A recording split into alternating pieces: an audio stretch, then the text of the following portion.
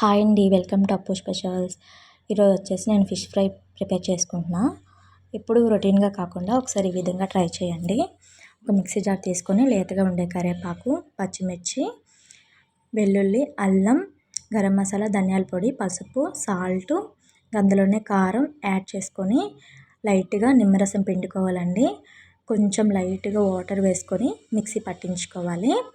ఆ మిశ్రమాన్ని ఒక ప్లేట్లో పెట్టుకోవాలండి.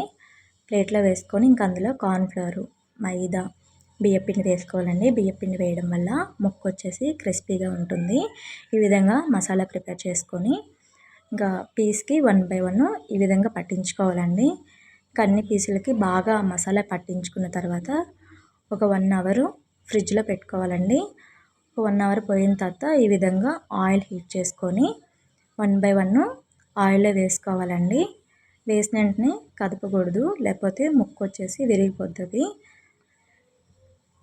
ఈ విధంగా 2 వైపులా బ్రౌన్ కలర్ వచ్చేలా ఫ్రై చేసుకోవాలండి.